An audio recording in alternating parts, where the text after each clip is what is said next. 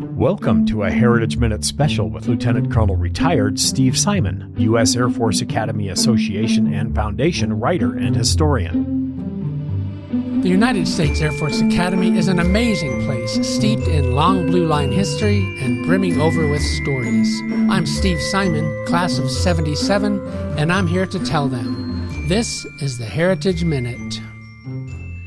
Hello, and welcome to the Heritage Minute podcast. Today I had the pleasure of speaking with my friend and fellow broadcaster, Chris Kahn, the manager of the Academy radio station, KAFA. Thank you for being here. Hey, thanks, Steve. I understand you've been in radio pretty much your whole adult life, right?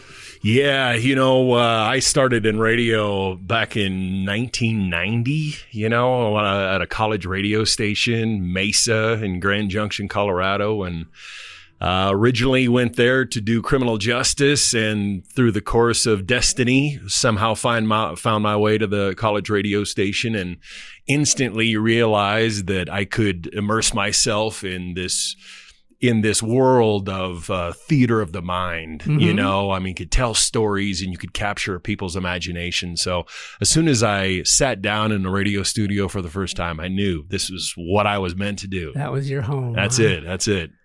Cool. So you got your start in college. I was a KFA DJ when I was a cadet here too. Yeah. So we have that in common. So, yeah. It was back in the day when we actually played vinyl. Okay. Yeah. Vastly different. So, and of course, one of your main tasks here, training the cadet DJs. So yeah. What's that like? Yeah, that's something that we really refined over the years. Because it is a cadet radio station, I train the upperclassmen to train the incoming freshmen. And that way it really stays with the tempo of the academy. The older upperclassmen are used to training and lending a hand and, showing the young ones how to come up. It's really the entire semester that we're really working with them, understanding that when you're on the microphone, you represent the United States Air Force Academy. You are the voice of the academy. So, keep that in mind. I try to teach them when you've got this microphone, think about being on a proverbial soapbox in an auditorium, looking at, say, 500 people looking back at you. Would you say the same thing then as you would say in a small little room by yourself? So, it's working on that delivery to maintain that continuity. Right. So it's part of the station's part of the Cadet Broadcast Club. It's been a pretty intricate part of, not only the club community, but also that we're one of the few clubs that we have such a big public outreach. Every day we've got several thousand people listening all different directions. So, yeah. And of course, public speaking is a very important skill for officers, and that's great that they're getting that.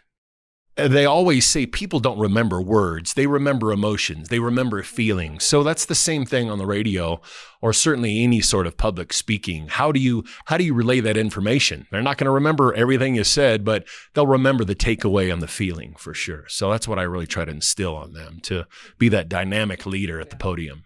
Yeah, certainly. When KAFA started, there was only on the air for a few hours a day because, of course, it was all cadet-run. In fact, I was going to get into that now. I mentioned the station was founded in 1971, so 17 January 1971 when it first went on the air, and very much a cadet-led endeavor. John Severski, class of 71, at the helm. Other cadets, Al Leach, Tom Mayberry, Carl Forster, and shout out to my old boss, Johnny Whitaker, were instrumental as well. And like me, I've had the opportunity to meet a lot of these founders. A bunch of great guys, huh? They are all fantastic. The first time I had a chance to meet any of the founding fathers was on a Teams meeting, and it was on the 50th anniversary.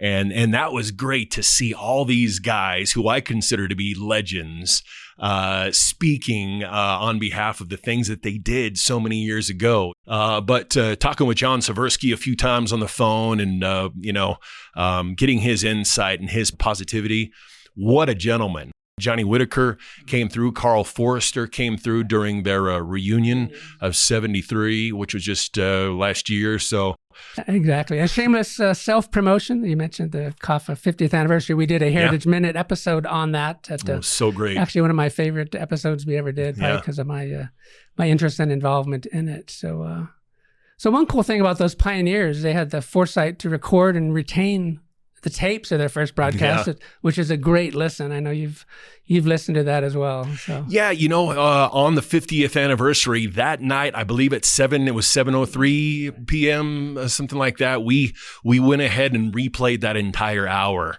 I just thought that was really important, not only for the cadets that were on the air during that time, going to school here at that time, but just for the listeners, the people that are really vested in the message of the United States Air Force Academy, and to see the innovation of those young men and women back in the day when FM radio was barely even a thing, and we had it, FM stereo, and we bragged about it, man. That was a big thing for us. An FM stereo transmitter. It was next level. It was, it doesn't sound like a big deal now because everybody can podcast on an app through a phone.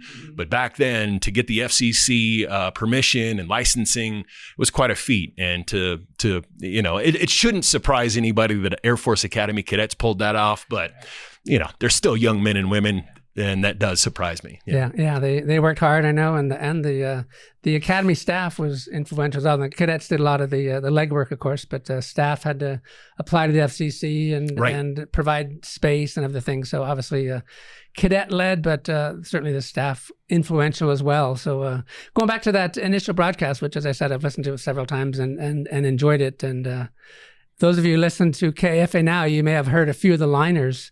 Featuring cuts from that time. I know there's the welcome message from the then superintendent, Lieutenant General A.P. Clark, and the one I like, John Severski, starting to play a record at the wrong speed. So all of us DJs have situations like that where we mess up, and of course in live radio you mess up, and then it's out there. You can't fix it. But good on you for incorporating those past episodes into the present. I think that's really a great thing. There was so much about that. When I was able to get that original audio, there were so many little golden nuggets in there of great things that people needed to see. General A.P. Clark, come on, having him talk about the importance of this radio station, how unique it is. But then also, John Severski, putting the album on at the wrong speed. Anybody that's ever worked in music totally gets that. It takes one little thing, and you are live in front of the public. And boy, that's happened to me back in the day, playing vinyl, dropping a whole stack of carts on the actual playing record, bumping the machine, putting it on the wrong song. There's a wrong speed. There's so many things that can go wrong. And you're literally patting your head and rubbing your belly at the same time doing live radio, you know? So, like I said, we've all been there. As a cadet DJ, I remember it was a brand new Harry Chapin song out. It was called WOLD, and I saw it on the cart, and I'm excited. I'm going to play this. So here's a new song by Harry Chapin. It's called Walled. And I'm sitting there listening to the song play. Wait a minute. Oops. Yeah. And you'll never get those words back, right? It's gone. It's out for the world. Yeah. But that's actually part of the good and bad, I guess, of radio. But you put it out there. But right. So General Clark, you mentioned, of course, superintendent in those days, World War II, POW, in fact. Wow. The Great Escape. He was in the Stalag Luft 3 with those folks. So remarkable man. And, of course, this Clark Special Collections branch of the McDermott Library named in his honor. And I know you and I have both been working with the staff there. They're working on developing a KAFA exhibit. So that's pretty exciting. We have, 3 years now of legacy and heritage here. And it's something that should be in those showcases.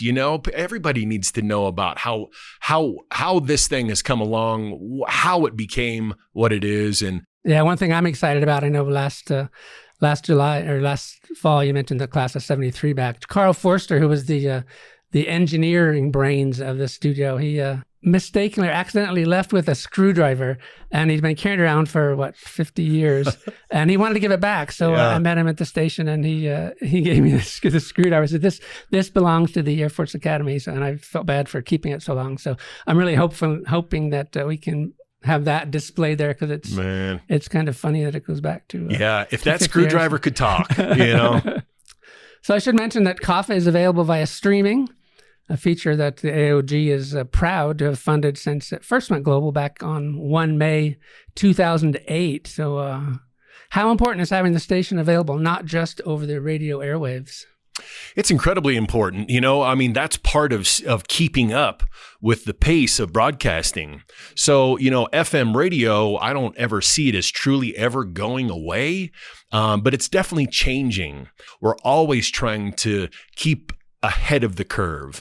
It's really cool, the fact that we have an old school FM transmitter.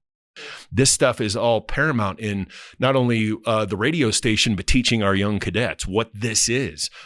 And of course, the radio airwaves, you can listen to it in Monument and Colorado Springs, whereas streaming, you can listen to anywhere. And we have grads, emailing in from Japan and Hawaii and various places. So you bet. It gives us that reach. You bet. And for me, with technology the way that it is, I get into my car and my cell phone automatically connects to my car. So instantly when I get in there, when I live in Denver, driving back and forth, making that commute, I can listen to the radio station all the way down, all the way back. And I don't even think about it. I get it in my car, my phone automatically connects to Bluetooth and. Well, good. Yeah, that's important that we have that. So, and you mentioned the app. So what is the app for listeners who want to pull it up on their phones? Yeah, the app is great, super easy. It's available on Apple and Android. It's KAFA. You can find it super easy right there. And that's great because you can make requests from the app. The other thing is that if somebody misses, say, your show that runs on Saturday, they can go to that app and within 48 hours listen to the replay of the show. So at any time, they can come in and listen to semi-live through our online kind of archive.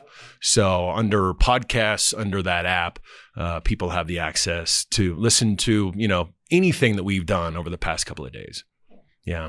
Okay, you mentioned my show, so another shameless self-promotion. Absolutely, got to get that in there. So I'm a DJ at the station. I run the Saturday morning 9 to noon program, and I do an hour of all remakes, which has been a lot of fun putting together over the years. Yeah, but even when you're not there, you're still there because we get all of the Academy history updates that you write and you provide, and then I take them, put them into a script form, and then produce them for an online Alexa, the listening smart speaker that a lot of folks have. And if you go into your Alexa app, you can set your standard to get news from the Air Force Academy. And every day you will get updates on the Academy history update. Yeah. Any other final words for our audience? No, I just greatly appreciate all that you've done, sitting down at this podcast with you, being so vested in the radio station for so many years, and for all these cadets to know, here's a guy that graduated back in 1977 and has been a massive part of the radio station for a couple of decades now that you've been here. Thank you for the chance to come in here and talk and, spread the word about the radio station. Absolutely, Chris. Appreciate you coming over. I know how shy you are and how, but seriously, thank you very much, Chris. Appreciate My pleasure. It. Yep, absolutely, sir. Thank you. I'm Steve Simon. Thanks for listening. Find more episodes at usafa.org/Heritage Hub.